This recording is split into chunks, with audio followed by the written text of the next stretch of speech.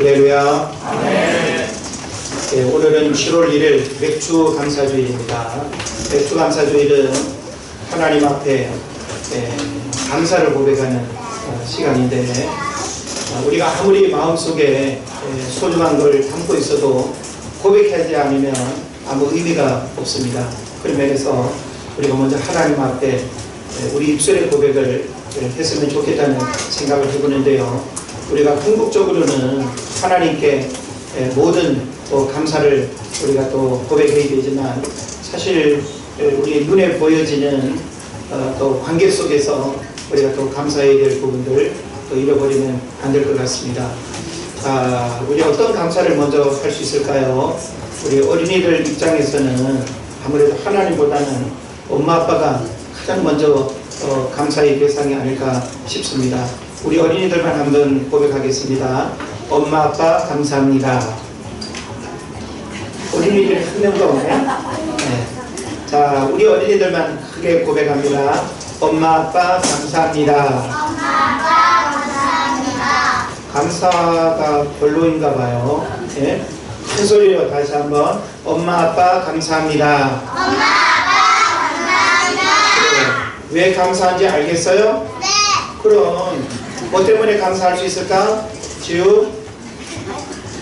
엄마 아빠가 맛있는 거 많이 해주시고, 그죠? 네. 학교 보내주시고, 우리 친구들 키워주시고, 모든 일들 다 감사할 수밖에 없죠. 또 어른된 우리들도 사실 무엇을 감사해야 될까 생각하면 역시 우리는 또 부모님께 감사하지 않을 수가 없습니다. 우리 다 같이 한번 고백하면 좋겠습니다. 부모님 감사합니다. 부모님 감사합니다. 할머니 할아버지 감사합니다. 할머니 할아버지 감사합니다. 이 시간에는 입술로만 감사하고, 예배 끝난 다음에는 안아주시든지, 또 식사를 또 사드리든지, 선물을 또 드리든지, 이런 또 답례들이 있으면 좋겠습니다. 또 어떤 감사를 할 수 있을까요? 우리를 가르치시는 선생님에 대한 감사도 할 수 있을 것 같아요.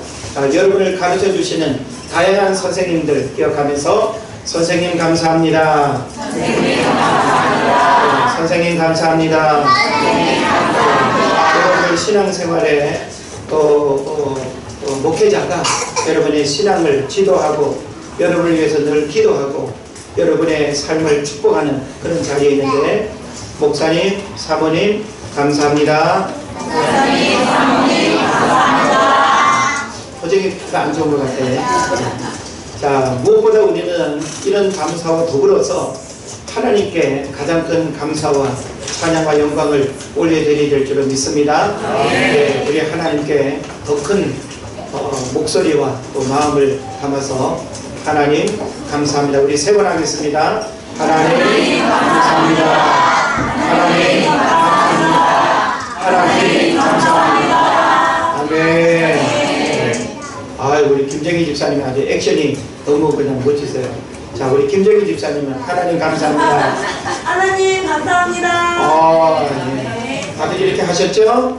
네, 감사합니다. 사람 사는 세상을 어떻게 비유할 수 있을까요? 우리가 지금 사람들과 더불어 살아가고 있고, 또 인생이라고 말하는 세상 속에 우리가 살아가는데요. 크루즈 여객선을 타고 세계 곳곳을 방문하는 여행 상품에 다양한 국적의 사람들이 배를 타고 항해하다가 암초에 부딪혀서 배가 가라앉는 상황이 되었습니다. 구명 보트에 옮겨타기 시작합니다. 한 작은 보트에 4명이 조문인데 7명이 타게 되었습니다. 그래서 3명은 바다에 뛰어들어야 하는 상황이 된 거예요. 그래서 잠시 침묵이 흐르더니 서로 눈치를 보면서 먼저 죽으려고 할 사람이 어디 있겠어요.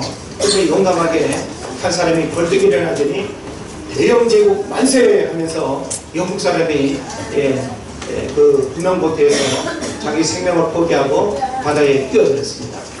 또 초조한 마음으로 서로 눈치를 보는데, 이번에 또 한 사람이 아메리카 만세 하면서 물속에 뛰어들었습니다. 미국 사람이 뛰어든 거죠. 이제 남은 사람을 가만 보니까 한국 사람, 일본 사람, 중국 사람, 홍콩 사람, 필리핀 사람 이렇게 남아있는데 정적이 흐릅니다. 근데 한국 사람이 벌떡 일어나니까 다른 사람이 그러면 그렇지. 그러면서 이제 이 한국 사람이 대한민국 만세 하면서 일본 사람을 빠뜨렸다고 합니다.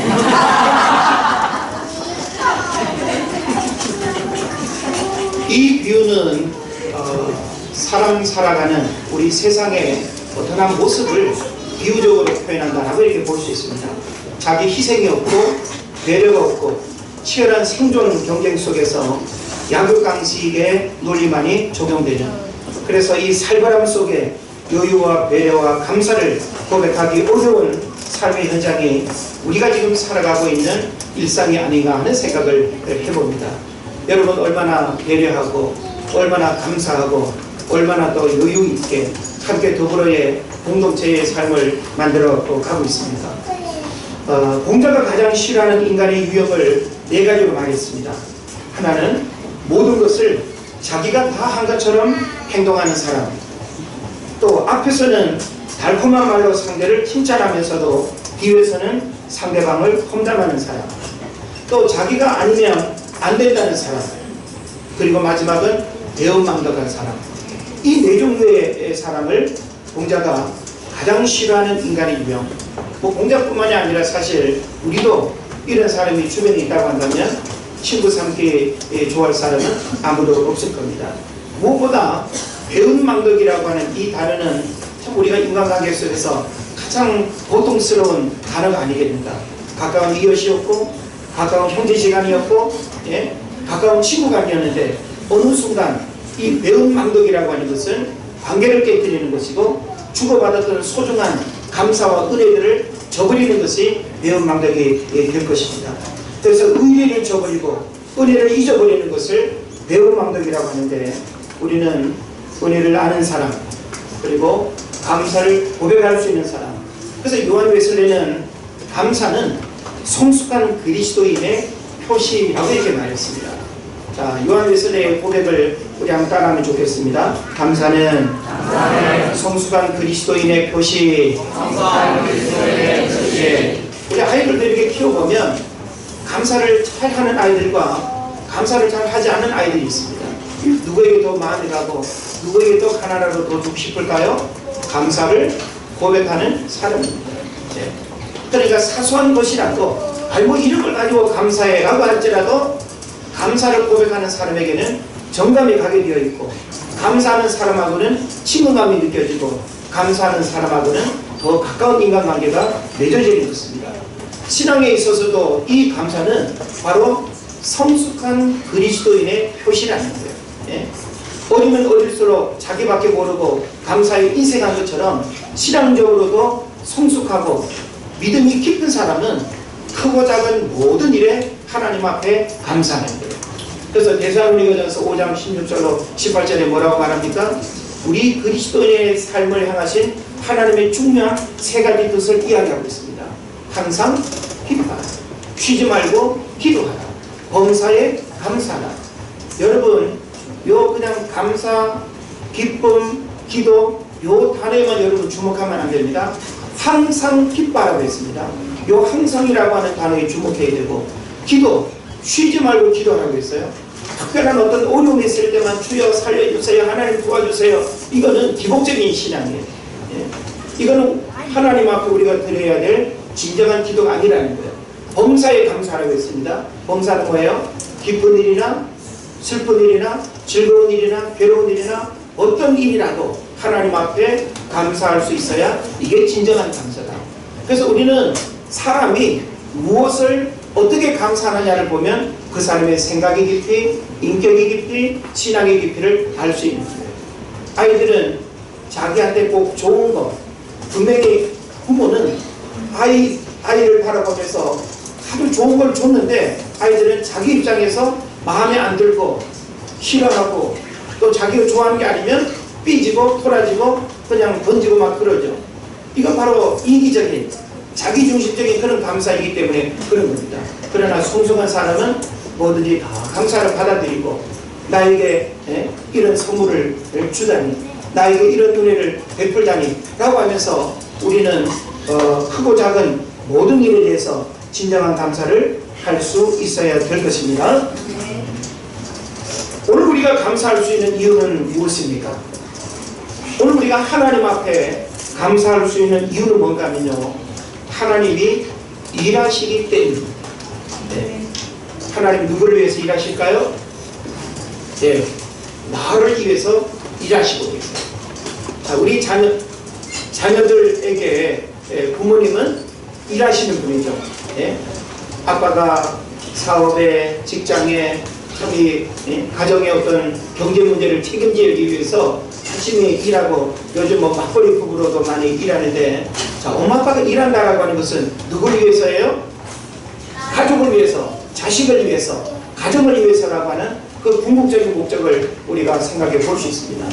자, 우리에게 있어서 하나님이 일하신다라고 하는 것은요, 얼마나 놀라운 일이지 않습니까?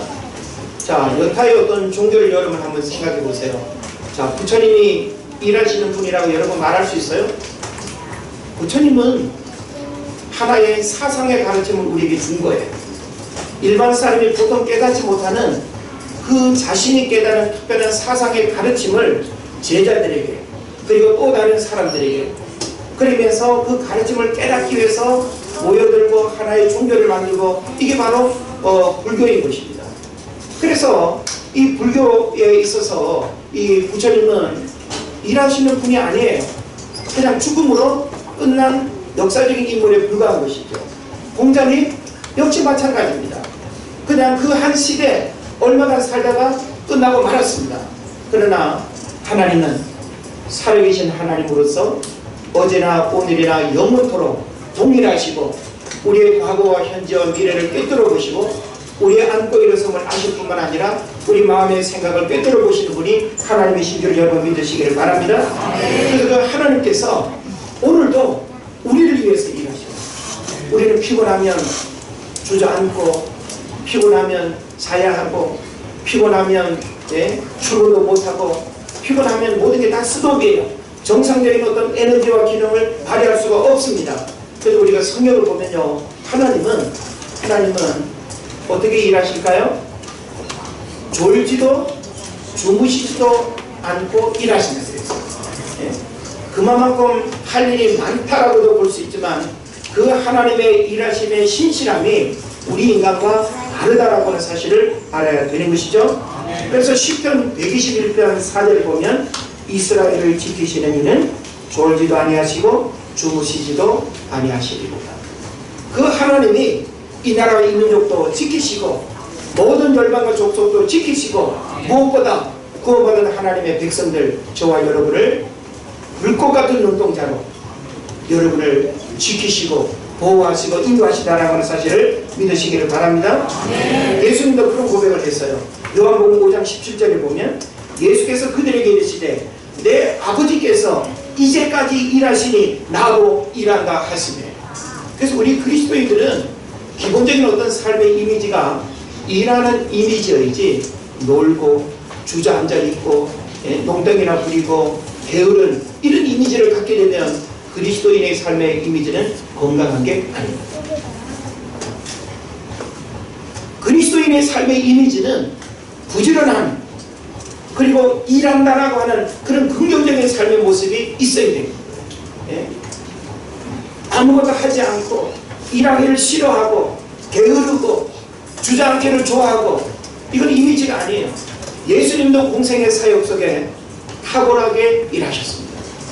그러면서 예수님도 아버지도 일하시니 나도 일한다 라고 하면서 삼위일체 하나님, 성부, 성자, 성령 그 세 분의 인격은 끊임없이 일하시는 분으로 우리에게 소개하고 있습니다. 또 시편 127편 1절에도 보면, 여호와께서 집을 세우지 아니하시면 세우는 자의 수고가 헛되고, 여호와께서 성을 지키지 아니하시면 파수꾼의 경성함이 부사로다. 그러니까 결국 하나님께서 우리의 집도, 우리의 가정도, 또 휴전선도, 이 나라와 민족도 결국 하나님의 그 보호와 하나님의 그 절대적인 그 권능 아래 우리가 살아가게 된다는 하는 사실을 여러분 믿으시기를 바랍니다. 그런 면에서 우리가 하나님 앞에 감사해야 할 이유는 어디에 있다? 하나님이 일하시기 때문입니다. 한번 따라합시다. 하나님이 일하시기 때문에 나는 감사해야 된다. 아이들 입장에서도 엄마 아빠가 일도 안 하고 먹을 것도 그냥 잘 안 챙겨주고 혹은 용돈 달래도 돈 없어 하면서 소리 지르고 옷도 그냥 3년 전에 입던 거 그냥 계속 입고 그럼 아이들이 엄마 아빠한테 감사하겠어요? 안 하겠어요? 안 하죠. 어리니까 그냥 말 안 하지. 조금 머리 크면은 엄마 아빠 왜 빨리 돈 안 벌어와 하면서 그냥 소리치고 불평하고 그럴 거예요. 그러니까 우리 그리스도인의 삶은 하나님의 일하심의 그 성실함을 본받아서 우리도 열심히 일하고 땀 흘리고 수고하고 그래서 사도 바울은 일하지 않으면 먹지도 말아라고 했습니다. 일하지 않으면 먹지도 말으라는 거예요. 이거는 강력한 기독교의 이 노동에 대한 아주 중요한 메시지를 우리에게 주고 있습니다. 그런 면에서 열심히 일하고 열심히 저축하고 열심히 또 쓰고 하는 것이 우리의 어떤 삶의 아주 중요한 원인이라고 하는 사실을 깨달으시길 바랍니다. 자, 그래서 우리는 오늘 맥주 감사주일로 하나님을 예배하면서 우리가 늘 하나님 앞에 감사를 고백해야 하지만 또 이 맥주 감사주일에 참 이 감사를 우리가 다시 한번 생각을 하면서 우리가 감사해야 할 그 중요한 이유는 하나님이 그렇게 내 삶 가운데 나를 주목하시고 나의 필요와 나의 문제와 나의 기도를 들으시고 나의 또 현실의 어려움의 문제들을 해결해 주시기 위해서 하나님은 밤낮 가리지 아니하시고 일하시는 분이기 때문에 우리는 지나온 날들 속에 하나님 행하신 모든 일 기억하고 감사해야 될 줄로 믿습니다. 하나님은 우주 만물을 창조하셨고요. 섭리대로 운행하시며 인간의 역사를 움직이고 개인의 구원 역사를 위해서 지금도 섬세하게 일하시고 계시는 분입니다. 우리가 하나님을 이해할 때 일하시는 하나님으로만 아는 것은 대단히 중요한 겁니다. 그래서 일하시는 하나님을 우리가 바라보면 하나님이 정말로 우리로 하여금 얼마나 감사를 고백하지 않을 수 없는 그런 일들이 많은가라고 하는 사실을 우리가 알게 되는 겁니다. 그 메시지적으로 우리가 성경을 보게 되면 하나님께서는 이스라엘 백성들에게 절기를 지키라고 말씀하셨어요. 절기. 그래서 3대 절기가 있죠. 이스라엘 백성들이 지켜야 하는 가장 중요한 3대 절기가 있습니다. 그 3대 절기가 뭔가 하면 하나는 유월절이라고도 하고 무교절이라고도 합니다. 이게 하나의 절기예요. 그리고 이 유월절과 무교절은 우리 달력으로 보면 부활절쯤에 해당되는 절기가 될 겁니다. 그 다음에 맥추절이 있습니다. 이 맥추절은 칠칠절이라고도 하고 오순절이라고도 불려집니다. 그런데 이 맥추절은 밤농사의 처음 익은 열매를 하나님께 드리며 감사하는 절기입니다. 그래서 상반기에 추수가 있고 하반기에 추수가 있습니다. 상반기의 대표적인 농경문화에서 상반기의 대표적인 추수는 뭘까요? 밀 아니면 보리. 그래서 오늘 성경에서는 밀보다는 보리 추수를 이렇게 근거로 해서 맥주 감사를 이야기하고 있습니다. 그리고 역시 하반기의 추수는 쌀이 되겠죠. 농경문화에서. 그 다음에 수장절이 있습니다. 이 수장절은 다른 말로 초막절이라고도 말하고요. 그래서 이 수장절, 초막절은 가을에 우리가 고백하는 추수감사 혹은 우리 은혜제일 동안 특별히 고백하는 감사추수주일이 바로 수장절, 초막절에 해당이 될 겁니다. 한 해의 농사 추수 후에 곡식을 창고에 저장하고 지키는 감사의 축제. 이게 바로 이스라엘 백성들이 하나님의 명령으로 지켜야 하는 아주 중요한 세 가지 절기였습니다. 그런데 이스라엘 백성들은 하나님으로부터 또 지켜야 될 5가지 종류의 제사가 있었습니다. 그 5가지 제사는 뭘까요? 번제, 또 소제, 화목제, 속죄제, 속건제라고 하는 이 5가지의 또 제사가 있었고요. 그리고 또 4대 제사법이 있었습니다. 화제, 소제, 요제, 거제. 여러분이 일일이 다 기억하지 않아도 좋겠습니다만은 이런 절기와 제사는 이스라엘 백성들이 하나님의 명령으로 지키는 아주 중요한 일인데 하나님 왜 이와 같은 제사와 또 제사법을 친히 말씀하셔서 이렇게 제사를 드려야 되고 이런 제사를 해야 되고 이런 절기를 지키라고 하신 이유는 뭘까요? 그 시간은 바로 하나님을 특별히 만나는 매개체의 사건이 되기 때문입니다. 하나님을 언제 경험해요? 바로 이 절기와 이런 어떤 제사를 드리는 그 시간 하나하나가 바로 살아계신 하나님을 만나는 그 중요한 기회라고 하는 사실이죠. 그런 면에서 이 절기를 지킨다라고 하는 것은 그 절기를 통해서 하나님을 기억하고 그 절기 가운데 하나님의 거룩한 임재가 그 백성들에게 나타났던 겁니다. 그런 면에서 오늘날 우리는 특별히 감사를 고백하는 이 절기를 통해서 하나님의 은혜를 다시금 깨닫고 하나님께서 우리 삶 가운데 행하신 그 크고 놀라운 일들을 우리 기억한다는 것은 바로 그 하나님의 임재를 우리가 체험하는 그런 특별한 시간이 될 줄을 믿습니다. 자, 맥주절의 신앙적 교훈과 메시지가 있습니다. 핵심은 뭔가 하면 첫 열매로 감사하는 믿음입니다. 맥주 감사주일의 가장 중요한 핵심이 뭐다? 첫 열매, 처음 것이에요. 그래서 오늘 본문에서는 만물 이렇게 표현했죠. 만물이 뭐예요? 처음 것 아닙니까? 우리 장남을 뭐라고 해요? 맞이라고 얘기하지 않습니까? 마다들, 맞이, 첫 번째라는 거예요. 네. 그래서 우리는 하나님 앞에 이 처음 것을 드리는 신앙 고백을 오늘 이 맥주감사 주일을 통해서 우리 안에 회복해야 됩니다. 처음 것은 무조건 하나님 것입니다. 네. 여기 다 장남들 손 들어보세요. 장남들은 다 하나님 거예요. 알았어요? 네. 그래서 하나님의 소유, 하나님의 것이라고 하는 이 의미를 그냥 뭐 재물 바치듯이 바치는 그런 측면보다는 처음 것을 하나님 앞에 드린다라고 하는 성경의 가르침의 중요한 의미를 오늘 여러분이 알게 될 것입니다. 자, 신명기 26장 1절 2절에 보면 이렇게 말씀하죠. 내 하나님 여호와께서 내게 기업으로 주어 차지하게 하실 땅에 내가 들어가서 거기에 거주할 때, 자, 여기 차지하게 하실 땅에 내가 들어가서 거기에 거주한다 그랬어요. 이 땅이 어디입니까? 가나안 땅이 되겠죠. 그죠?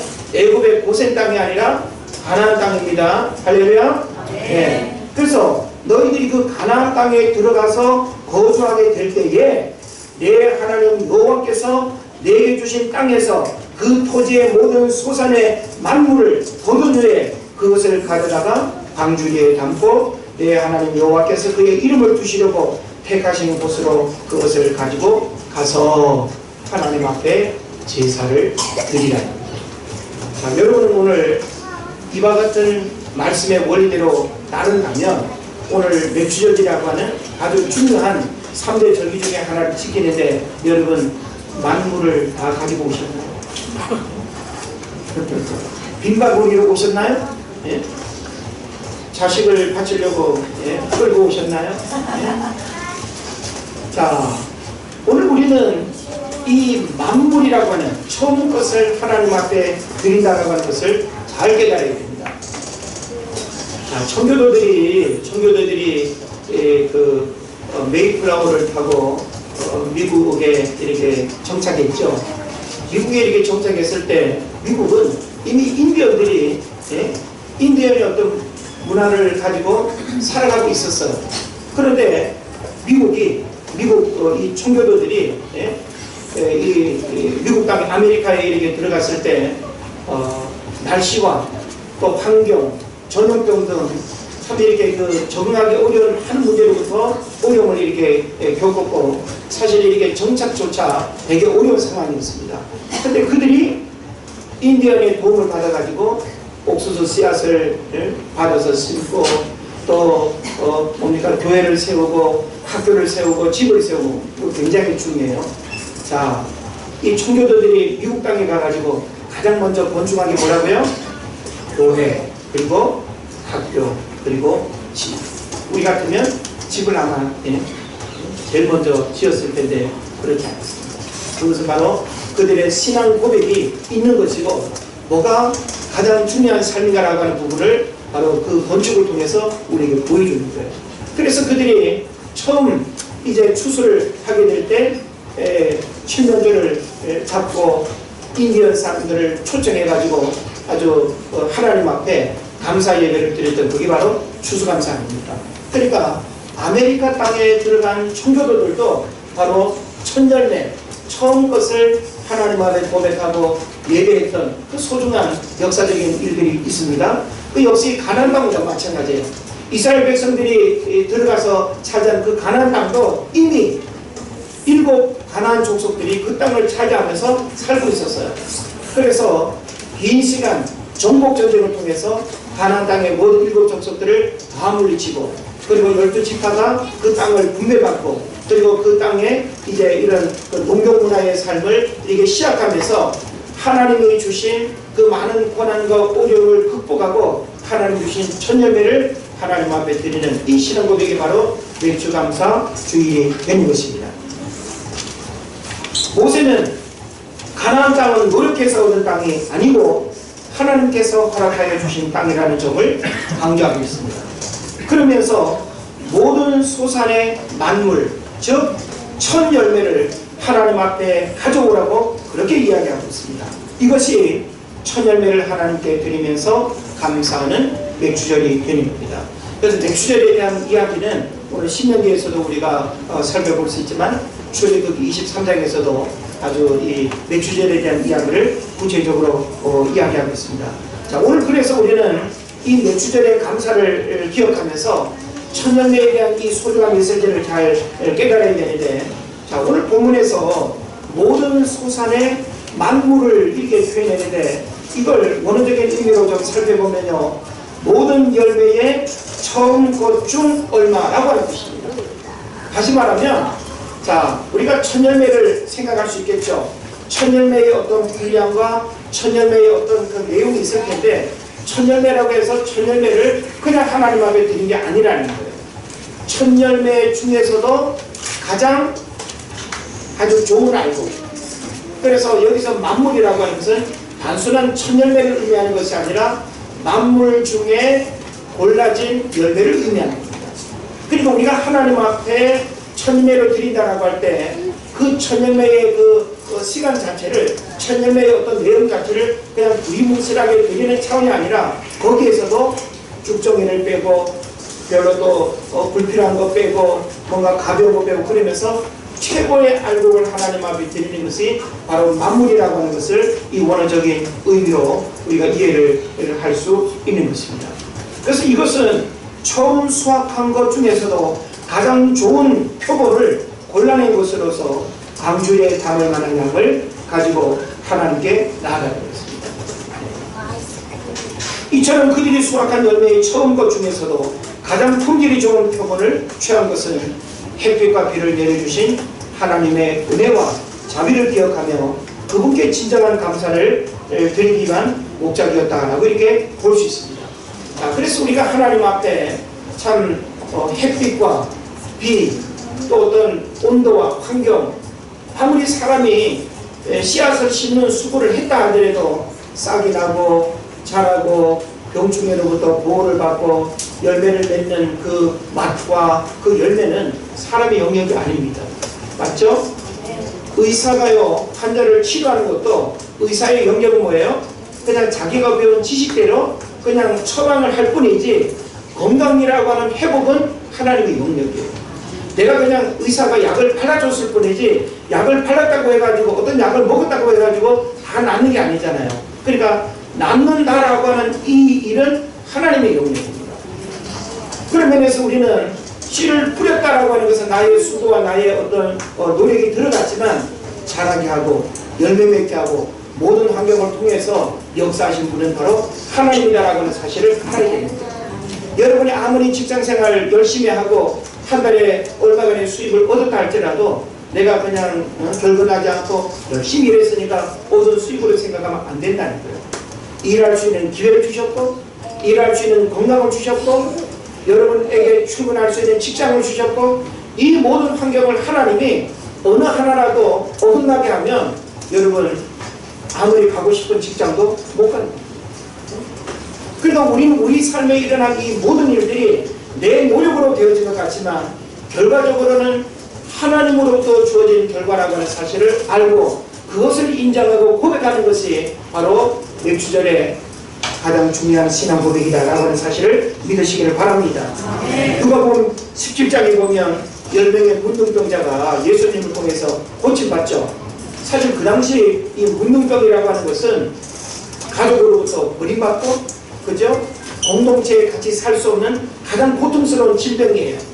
그런데 그들이 예수님을 통해서 아주 기적적인 고침을 받았어요. 얼마나 놀라운 일입니까? 그런데 그 9명은 고침받은 그 사실이 너무 기뻐가지고 그냥 집으로 그냥 다 달아나버렸어요. 그런데 그 중에 한 사람, 사마리아 사람이 되돌아와서 예수님께 감사를 고백하는 내용을 우리에게 보여주고 있습니다. 이것은 곧 뭘 말합니까? 우리 모두가 다 동일한 은혜를 받았는데 적어도 구원받은 하나님의 백성들은 그 하나님 앞에 감사를 고백해야 되지 않겠는가라고 하는 겁니다. 네? 하나님 우리에게만 햇빛 주셨나요? 우리에게만 하나님이 비를 주셨나요? 이걸 일반적인 은혜라고 하는데, 일반적인 은혜는 뭔가 하면 예수 믿는 사람이나 안 믿는 사람이나 악한 놈이나 선한 놈이나 예쁜 놈이나 그냥 못생긴 놈이나 우리가 문 밖을 나가면 일반적인 은혜는 다 받죠. 근데 햇빛에 감사하는 사람이 있나요? 비 내리는데 감사하는 사람이 있나요? 공기를 마시면서 그 순간순간 감사하는 사람이 있나요? 너무나 당연한 것처럼 세상 사람들이 살아가지만 우리는 그 모든 일들 하나하나에 하나님으로부터 주어진 삶이라고 하는 거예요. 요 코끝에 매달려 있는 코끝에 매달려 있는 요 숨 들이마시면 여러분이 사는 거고 들이마실 힘이 없는 죽는 거예요. 맞죠? 우리 인간이 얼마나 연약한지 모릅니다. 하나님으로부터 우리의 모든 생명이 보장을 받는 거고, 건강도, 여러분의 행복도, 여러분의 자녀 문제도 아무리 부모가 힘쓰고 애쓴다 할지라도 하나님이 책임져 주시는 은혜를 경험하지 않으면 우리는 모든 것들이 다 헛수고일 수밖에 없는 겁니다. 그런 면에서 우리는 하나님 앞에 가장 소중한 것을 믿음으로 고백할 뿐만 아니라 처음 것을 하나님 앞에 고백하는 그런 은혜가 여러분에게 있기를 바랍니다. 그래서 결론적으로 오늘 우리는 일상 속에서 처음 것을 하나님께 드리는 신앙 고백이 있어야 함을 알아야 되겠는데, 이것은 바로 하나님을 인정하는 것이고 하나님으로부터 왔음을 감사하는 고백입니다. 여러분이 하나님 앞에 감사를 고백한다는 것은, 처음 것을 하나님 앞에 드린다는 것은 뭘 의미하는가 하면 하나님을 인정합니다. 그리고 하나님께 감사를 고백하는 행위인 겁니다. 그럼 여러분이 처음 것을 하나님 앞에 드리지 않는다는 것은 뭐예요? 난 하나님을 인정하지 않는다는 거고, 내 힘, 내 노력으로 산다는 것을 그냥 선포하는 것과 마찬가지입니다. 그러나 처음 것을 하나님 앞에 드리는 사람은 하나님이 이 열매를 먹을 수 있도록 하나님이 주셨다, 하나님이 도우셨다, 하나님이 인도하셨다, 이걸 고백하는 거예요. 할렐루야.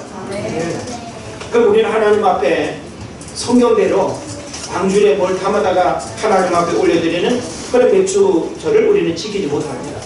그러면 이 만물이라고 하는 천열매의 신앙 고백을 우리가 받아야 되겠는데, 그 천열매를 하나님 앞에 드린다는 게 뭘까요? 첫째로는 첫 시간을 하나님 앞에 드릴 수 있습니다.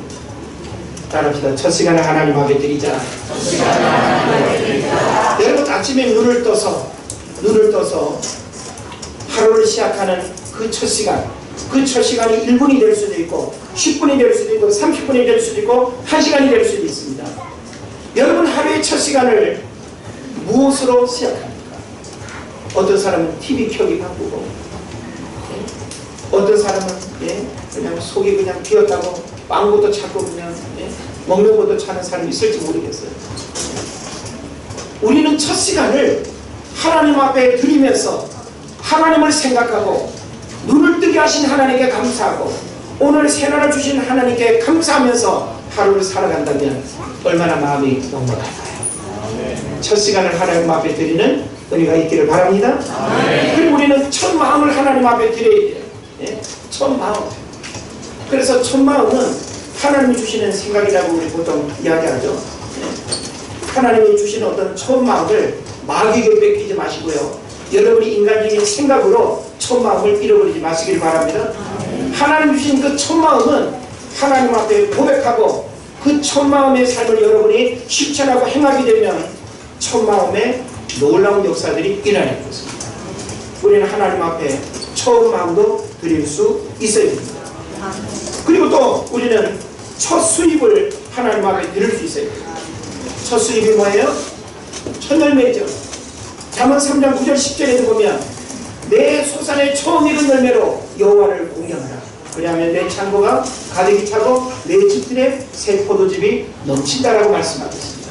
예. 내가 처음 직장을 들어가서 얻게 되는 첫 열매, 한 해를 시작할 때 또 1월달에 첫 열매, 모든 일들을 시작할 때 혹은 오늘 하루 내가 일을 할 때 하나님 주시는 첫 열매, 이것은 우리의 믿음으로 고백할 수밖에 없는 겁니다. 강제로 야술 수도 없는 거고 억지로 할 수도 없는 거고, 하나님께서는 내게 첫 열매에 대한 이와 같은 신앙 고백을 하나님이 하게 하신다면 여러분의 믿음대로 순종하시기를 바랍니다. 성경은 믿음대로 될지어다라고 했어요.